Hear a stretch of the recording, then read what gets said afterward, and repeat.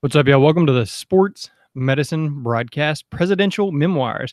We are back with Scott Saylor. I think this is the third time Scott has joined us to kick off National Athletic Training Month. Last year, we talked about your favorite CU events, and the first year when it was episode 200, we had him on here and we were talking on Blab, and that was a pretty crazy conversation that day. I think I had like a 6 or 8 hour conversation with a bunch of different people. But again, it is March 1st. We are kicking off National Athletic Training Month, and it is my pleasure to have you back. So, Dr. Scott Saylor, welcome back. Well, thank you very much. I'm glad to be with you. This episode is sportsmedicinebroadcast.com/memoirs. So it's MEMOIRS, or you can Google how to spell it if you can't figure it out. That's what I had to do. So sportsmedicinebroadcast.com/memoirs, because we are just going to find out about your time there as president of the NATA. And I know you're going to be rolling off as president come June at the 2018 meeting in New Orleans. And so without much further ado, how are you, Dr. Saylor, celebrating National Athletic Training Month? Oh, how am I celebrating National Athletic Training Month? Well, I changed my Facebook profile picture last night. There's some tools on the NATA website to provide that. So I was able to change my banner and then actually superimpose I am an athletic trainer on top of that. It's interesting because March is a really busy month as far as meetings. So I really get to go around and be part of a bunch of really cool athletic training meetings throughout the United States during March. So that's probably the neat way I get to celebrate Athletic Training Month. All right. Last time we had talked, you mentioned that you had the physical therapist coming into your athletic training facility as part of their learning environment. Have you had any more events like that scheduled to where you're bringing in different groups? Well, it's been interesting because here locally, I haven't been around very much. In fact, even this semester, I'm on sabbatical from the university, so I don't have technically any responsibilities other than NATA president and working on some projects that I had proposed for my sabbatical. So that's why you see me here in my kitchen. I am in Fresno. It's one of the days that I have been home, though I've had a pretty hectic travel schedule last few weeks, but it's been great. It's been a lot of fun.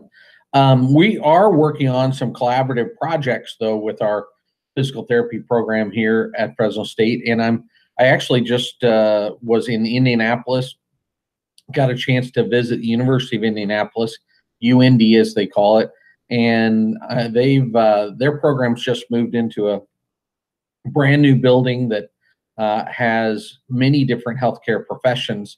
And I know that we toured their simulation lab that is run by the nursing program, it sounds like. But what I always find when we get these interprofessional opportunities is we have these different groups, these entities that love, once we get involved as athletic training, they love our participation because of what we bring and the different aspect and viewpoint that we bring to the conversation. So I really encourage when we have the opportunities to reach out and try to collaborate on different things. Healthcare today is a team sport, and we've been doing it as a team sport for many, many years. So we have a lot to bring to that conversation. All right, very good. That is one of the coolest things that stands out was just the fact that you brought those people in and they're like, oh, hey, you guys do this, your athletic trainers do this, and it's just one of those things that I continue to remember as I have conversations with people outside of athletic training, and you just, hey, yeah, come see what I do, right? Yeah, this is what I do, and you just share that, and then they get to learn a little bit rather than you just forcing it down. You just kind of let them experience it on their own time and on schedule. So yeah, it's a lot of fun. Okay, final few months as president of NATA, what do you think are some of the most memorable moments that you have? Well, I've been thinking about that ever since we settled on this title of Memoirs. And I thought of a few different areas that were very interesting to me that I learned along the way. the first, and I may have mentioned this before, but even though I had been on the board of directors for 6 years, I'm one of the last directors that has been on for 6 years. Now the terms are actually shorter. But I was on for 6 years. I was off for a little while because we do the election in October or September, and we learn about the results at the end of September. So really from June of 1 year until October, I wasn't on the board, but that's a very short period of time. We aren't all that busy during that time. And then since then, I have been on, I've been president for 3 years, almost 3 years, and then the shadowing during that year. But what it's been amazing to me is how much I didn't realize the president does, and the responsibilities of the president. And I'm not really talking about so much the heavy responsibilities like decision making or anything, because we do have a lot of input and a lot of great people that contribute to that. But the number of meetings that we hold and the opportunities to sit in different offices has just been an eye-opening experience, even though I had all that experience and thought I'd seen what the president does. When we were tallying up the travel that I had done, I think in 2015, in preparation for letting the potential candidates for president 14, I'm president 13, but when we were tallying those up, my travel in 2015, I think we saw that I had traveled 90 days out of the year. So that was 3 months. And that's quite a bit. I actually think I traveled more in 2016. It might actually travel even more so in 2017. But going into the position, I thought, well, I've got 10 district meetings, try to make it to all of those. We have board meetings. That's about 3 times a year, not counting the annual meeting. So I was kind of in my mind putting these together and thinking, well, I do most of that travel, or I do a lot of that travel anyway. I guess I don't go to district meetings, but it's amazing how many other opportunities we have to have special meetings that we host, or meetings that we're putting together. For example, when I just came back this week from the Professional Football Athletic Trainers Society. They have a meeting in Indianapolis a few days before the NFL Combine every year. So I've gone to that meeting every year for the last, I guess this is my 4th time going, which is pretty cool. They're a great group of professionals. It's all the athletic trainers of the NFL, head and assistants and so on. But while we were there, we met with the National Federation of High Schools. And like I mentioned, I already went over to University of Indianapolis. We had a meeting with the NFL, a representative from NFL. We tried to meet with NC2A. Their headquarters is there, but they already were busy with some other meetings. But it's these things that these opportunities that come up that are really cool, and I didn't realize they would exist until I got in this position. So those are kind of neat things that I kind of learned along the way. But I was thinking of 2 other areas that are kind of interesting if I was kind of writing down my memoirs, and they fall into 2 categories: the places that I've had an opportunity to go, and then the people that I've had an opportunity to meet and get to know better. And the people are definitely the best part. But I really grew up in the Midwest and then moved out here to California. When my family, we would travel around and visit different places, but we're very, where they were pretty typical, Disneyland or Grand Canyon or whatever. I mean, the kind of standard things. I'd never been to New York City before I became president, and now I go twice a year. I know my way around. I've ridden on a New York subway. Boston, I think I could find my way around Boston really easy at this point because I've been there so often, and as well as Philadelphia. Um, I had an opportunity to represent NATA in Monaco at the International Olympic Committee Prevention Conference. That was, if you can go to Monaco, I highly recommend it. It's a pretty cool place. But that conference is a really cool one too. But the people from all over the world that are there, that's just amazing. Let's see. Oh, last year we were able to, through some relationships we had with members of Congress, they had a topic on sports safety and issues like that, and I got to represent us and read a statement to a congressional committee on Capitol Hill, which was like an amazing experience. So some of those things, I've been to the Japanese Athletic Trainers Organization meeting twice. So I've visited Tokyo and just came back just a couple weeks ago from Osaka, Japan. Incredible group of professionals there. It's just amazing. I'd never been to Japan or anywhere in Asia, so that was a pretty cool experience. Been to Spain twice. The World Congress of Athletic Training and Therapy was held in Madrid. I feel like I have some friends that are in Barcelona and Madrid now that never would have crossed my path if I wouldn't have had this position. So that's been really, really a neat opportunity. So seeing all kinds of parts of the world from, I mentioned New York, but of course our district meetings are held all over the place. I head to DC this week. I feel like I can navigate Washington D.C. pretty easily at this point. Know my way around. Know where to find the restrooms and the restaurants, and then I'll head to Atlanta, Georgia, and go to the CETA meeting, and that's always a great meeting. But it doesn't matter where we are or what we're doing. Sometimes you go someplace like when I went to the EAT meeting this year, it was in Boston.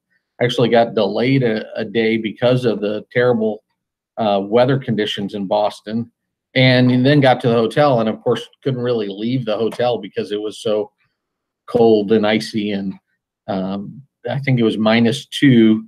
Wind chill was minus something like 24. It was crazy.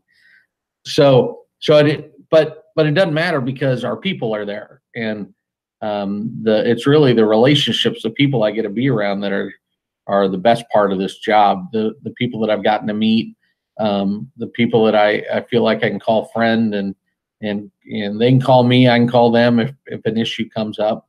It's pretty cool. I didn't think about the opportunity to meet presidents of other associations, whether they be domestic or international. I've spent a lot of time with the folks from Canada, and they've got a great group up there. I go to that meeting every year. As I mentioned, there's a tremendous group of people who take care of athletic injuries in Spain, and going there and touring the FC Barcelona training facility and kind of getting to see how they manage sports injuries was an eye-opening experience. I feel like I'm a lot better off for kind of getting this international perspective. But other presidents domestically, like presidents of American Medical Society for Sports Medicine or executive directors of those associations, and that's another meeting that I didn't realize that took place and the president goes to, and just happened to go to that a couple of weeks ago. But it's called the Joint Commission on Sports Medicine and Science. It actually was, I know that our previous executive director, Eve Becker Doyle, was instrumental in pulling this group together, but it's really groups that are interested in sports medicine from all throughout the country. So it can have everything from podiatry to, like I said, AMSSM to public health, ACSM, NETA, of course, dietitians. It's just a whole group of folks, and our main interest is really healthcare for our physically active population. So, meeting those folks, they're all great, and it's been really an eye-opening experience for me. See, with the podcast, that's one of the things that I really enjoy is the opportunity to meet people. Because honestly, if I hadn't had the podcast, if you and I hadn't met at SWATA, and then now that, like I said, this is our, I think, fourth time talking, we wouldn't really know each other, right? So you'd just be that guy up there at NATA, and I would just be this guy down here in Pasadena. But now I can, hey, Dr. Saylor, I got a question about this, and oh yeah, hey Jeremy, no problem, right? And so I think it's really cool that I have the opportunity to meet and talk with you. And again, being involved in GHats, which is our local Greater Houston Athletic Trainer Society, for me has allowed me to become friends with some of those athletic trainers that are leaders, and forming friendships outside of just the GHats meeting. Somebody I can call and say, hey, I'm having a barbecue this weekend, you want to come, something like that. That's part of the thing that I love about being involved as well. So and unfortunately that firsthand what it's like to go through tragedy, and as you all got hit hard with the hurricane, and we've seen that throughout other parts of the country. But we hate to have those things occur, but it's amazing to see how our people rally together to support one another, and that's been a really cool thing to observe also. So it's the people, a couple other people that I didn't really, I knew them, but I didn't know them as well as I know them now. And that's our NATA staff, and primarily our executive director, Dave Sadler, and our associate executive director, Rachel Oates. They travel around. I'm rarely at a meeting. In fact, I'm a little uncomfortable when I'm at a meeting that one of them's not there. They're kind of my wingman. They're the ones that help guide me and direct me and help me figure out the best way to deliver a message. And we run ideas by each other, and we talk about what the future looks like, and how do we accomplish some of those things, and what can we do to help our board be as effective as it possibly can be. And they really become great friends, and they'll be one of the biggest parts that I miss transitioning off of this position. But I know they'll be friends, continue to be friends. It's just the regular interactions what I'll miss. Yeah, that's cool. Now, you met a lot of people, you've been to a lot of places, you learned a lot about the position of president, but what did you learn about yourself as a person, as an athletic trainer, in taking on this role as president? Yeah, that's an interesting question. I do think I learned a lot, or kind of grew a lot. The biggest things that I had learned was related to kind of the interaction with people, and the ability to kind of process. There are often times that people disagree with what's going on, and I don't want to say oftentimes. I actually haven't had to deal with it all that often, but occasionally you'll have membership that will say, why are we doing this, or why are we doing that? Sometimes they tell you something that you didn't even know was going on, because there's so much stuff going on nationally, all over the place. But then there are other times that they're misinformed. They don't know that we actually are working on certain things. They have frustration, just like our board, often, that things aren't moving fast enough. We'd like to make a decision and have it implemented everywhere, and the world change in a moment, but it just doesn't happen that way. So I've had to learn patience in regard to that, and realize that my opportunity is really to lay some groundwork for some things that will be coming later. I have also had the opportunity to finalize some things that were started before me. So those are neat. But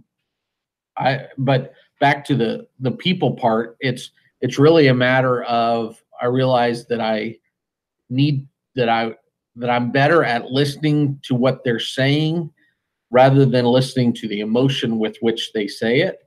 Because often, even if I disagree with the way they might deliver a message, sometimes the message might have value. So I don't want to discount that message. I want to hear the message and see if there's something we can do to make things better once I get the message. All right, very good. So you just talked about sometimes athletic trainers disagree, or they're like, "Hey, why aren't we doing this?" Or you guys, y'all aren't doing enough, or that kind of thing. So from the, kind of the top-down view, what are some things you've learned about athletic trainers in general? Wow. Well, that the people that are involved often are very passionate about what they're involved in, which is really cool. That's the kind of person you want to be around. I don't know that I've ever run into anyone that wants us to go backwards. We all want improvement, and we all want it to get better. And often we care about the same things. Let's see, I visited Nova Southeastern University a few weeks ago, as I was going out to that Joint Commission on Sports Medicine and Safety. I visited the students at Nova Southeastern, and one thing that was one of the students asked me there was, what are we doing about salaries, and what are we doing about work conditions? And those are things that are, at the core of a lot of what we try to work on within NATA, is improving the recognition of our value as healthcare professionals and those types of things. But I realized that in certain parts of the country and in certain work settings, it hadn't moved very quickly. But one thing I can see as president, because I travel around, is I see the opportunity. I get to see places that have taken circumstances that might exist in one part of the country today. They previously existed in other parts of the country, but those individuals in that part of the country have been able to make a difference and change that, kind of move the dial. But it doesn't happen overnight, and that's unfortunate, because the people involved would like it or need it to happen overnight. Sometimes we lose them because it's not happening quick enough. All right, so in the next 3 months, you said you're on sabbatical. Your primary responsibility is some projects, and then being president of NATA. So once, July 1st or whatever it is that the official date is hits, what do you think you're going to look back and say, I am a better athletic trainer because of this? Like, how have you improved as an athletic trainer? Yeah, I think one thing I've been able to do is see a wider scope of how athletic training is done throughout the country. There are different places that are actually moving forward and progressing in ways that I hadn't imagined before I got an opportunity to see them. I really think the biggest thing is that I've been around some really sharp athletic trainers that are leaders, whether they hold a position or not. They're leaders within their work setting, and their attitude and their way of viewing, their perspective on healthcare in these settings, and in whatever setting they work in, those are things that I'm bringing back with me. Those are things that I look forward to implementing when I'm back, kind of able to. People ask me what I'm going to do when I'm done, and my response is, well, my plan is to take all these great ideas that I've seen from all throughout the country and all throughout the world, and try to put them to use here locally, in my community and in my university. What I haven't had time to do, because I've been so busy with doing NATA president stuff, is is really bring those ideas back home. And I think, you know, my local, my university, my employer, they've been very gracious to let me go do these things. The reward to them should be that I make our place better when I get the opportunity. Very good. Okay, so we know that Tori Lindley is following you this year, but somebody else, maybe one of those young professionals that you're talking about when you were at the University of Indiana. I probably said that wrong, but um, they want to be in leadership. They want to be the president of SWATA or their local organization, and then continue and be the president of NATA. What would you say to them? Well, first off, I never thought about being president of NATA, so it kind of just evolved. So they may not be thinking it right now, but I think there's a lot of benefit to them getting involved today in things. One, I think they'll grow as leaders, even if they take on small responsibilities in your local or regional or state or district. Because when we get out there and put ourselves out, we learn about ourselves as well as about interacting with other people. So putting yourself in a position where you might, you know, my first job as in volunteer world was to sell T-shirts at the district meeting. Not a really crucial high impact responsibility, but one thing it did was it got me around people that I learned a lot from, that were leaders that helped shape my future and my thinking, and that helped prepare me for whatever was next. Whatever was next happened to be district secretary and then director and then eventually NATA president. But I didn't know that at the time, but I knew that I'd be a better person. The other thing is those individuals themselves, it's helpful when you get involved.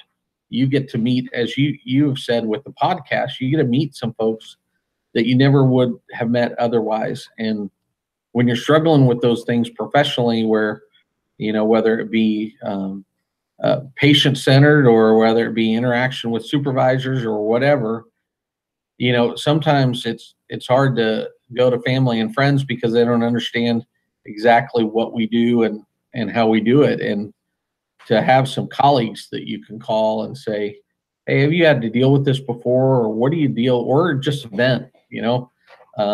It's nice to have that. And that's what I think professional associations, one of the benefits of it, of a professional association. I think you can, you know, for young professionals or even, I guess, seasoned professionals, a lot of times you hear about jobs and opportunities in professional meetings too. So I think there are a lot of benefits of getting involved, and you don't have to start as NATA president. You can start by selling T-shirts or helping at registration or whatever, and that leads to lunch with a couple folks during a break, and then you meet them and realize what great folks they are, and then you just develop those relationships, and after a while you have just a treasure trove of people that are pouring into your life, and you're able to help pour into their lives too.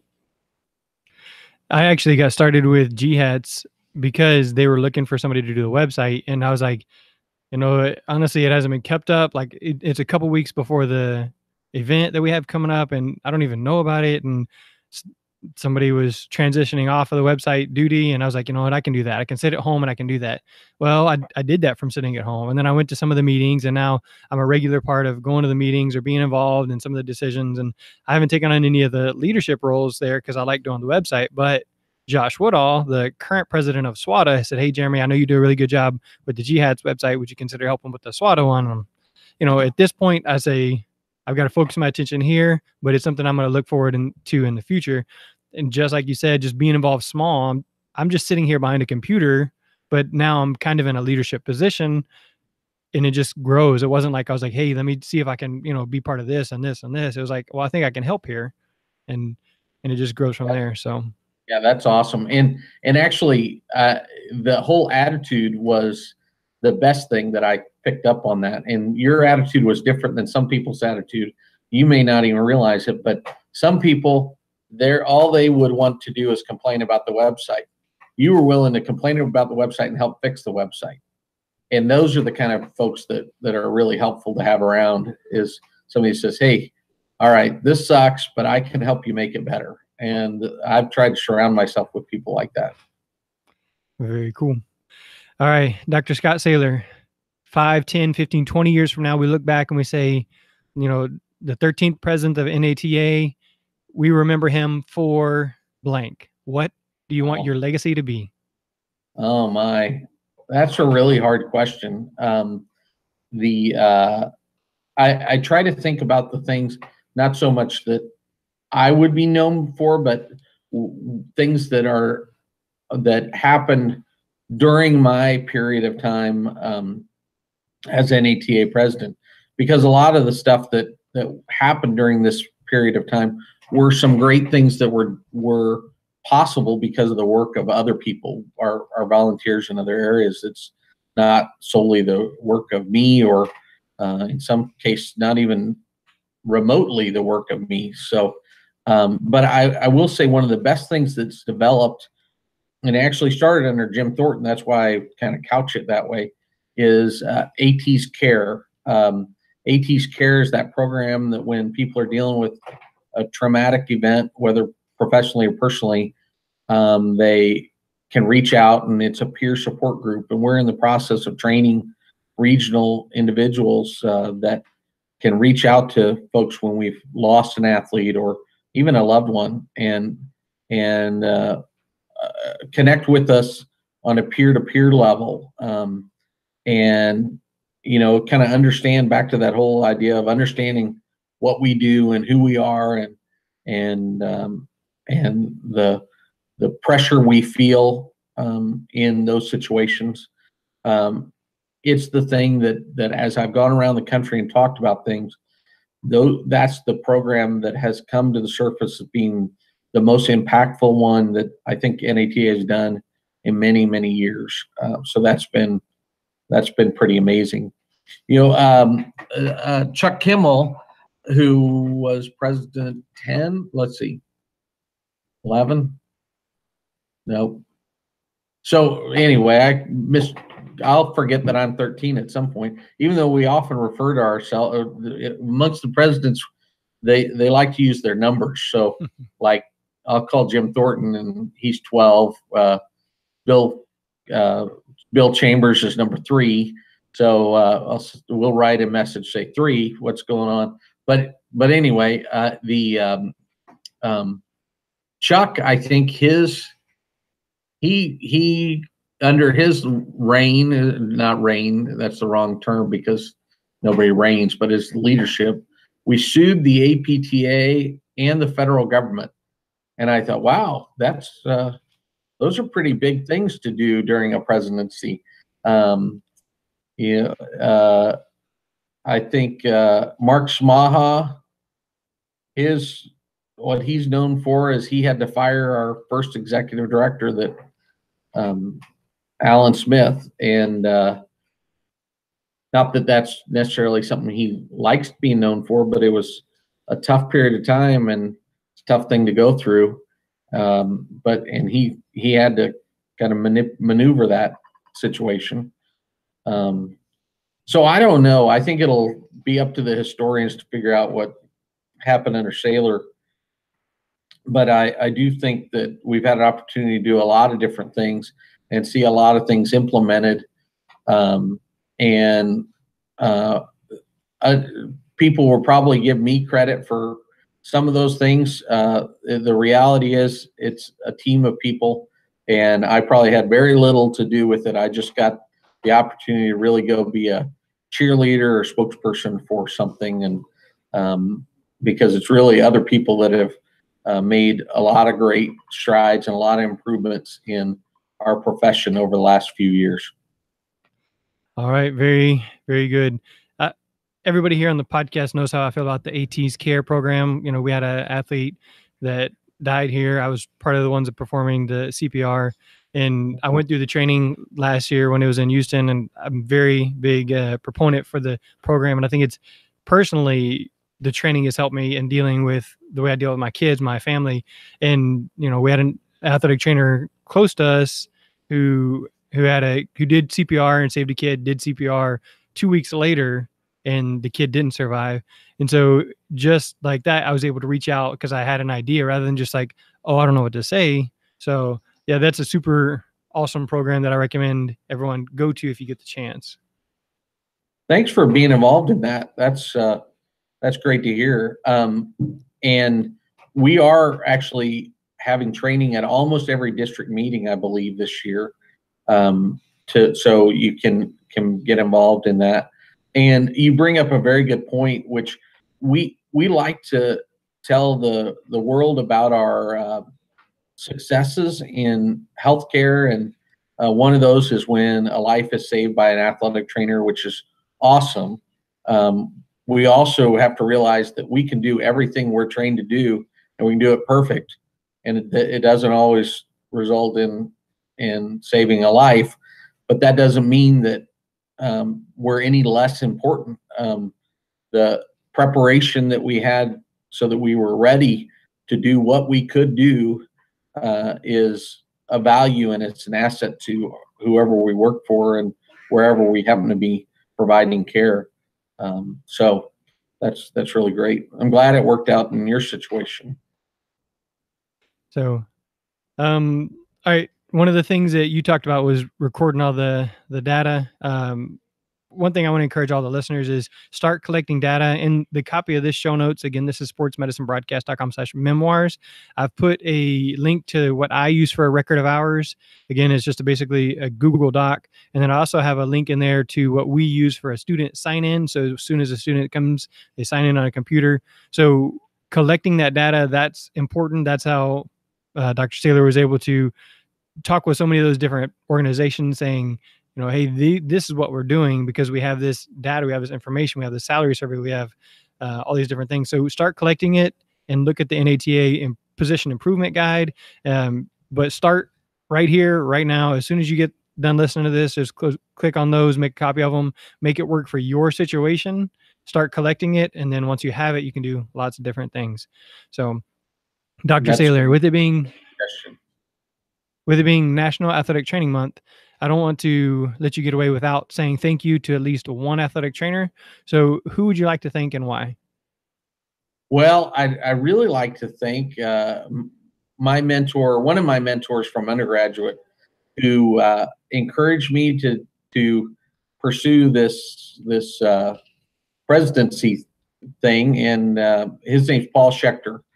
Fortunately, he's still alive and living here in the Fresno area. He was an undergraduate mentor for me. He's retired now, but I left for a few years, and he actually hired me back, and I've been back here at my alma mater for 26 years now. So if not for him, I don't know where I'd be, and my family's thankful for him. And his colleague, his peer, my other mentors, Ed Ferreira, Ed's passed on, so I'll save the shout out to him, but I'll definitely include Paul at this point because I owe him a great debt of gratitude.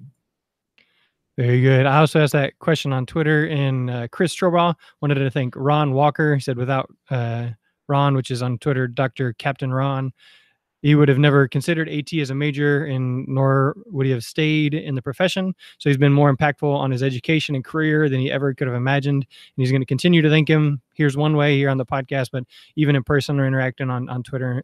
So start collecting data. That's the call to action. But also, it is never a good time to skip thanking somebody. So as you think about somebody, shoot them a text, email, tweet, whatever it is. Say, hey, thanks for taking out the trash today. Thanks for, helping me get past this difficult situation. Like you're saying there, your mentors, you don't know where you would be, and you never do. You never know where you would be without that person. So Dr. Scott Saylor, somebody wants to get a hold of you. What is the best way to do that? Email is probably the best. And my email address is ssaylor. So it's SSAILOR at mail, which is MAIL .fresnostate.edu. All right. So if you want to get hold of Dr. Saylor, you want to find out more about their program there at Fresno State, you want to find out about being a president or just some of the work that he did there with the Japanese Athletic Trainers Association, anything like that, then you can email him. Again, I have that email there and the show notes, sportsmedicinebroadcast.com/memoirs. And for Jeremy, Dr. Scott Saylor, again, kicking off National Athletic Training Month, it has been a pleasure. Thank you for serving and leading us as we continue to improve athletic training. And that is a wrap. Thank you. Thank you, sir. Have a good day. Thanks, you too. All right, bye.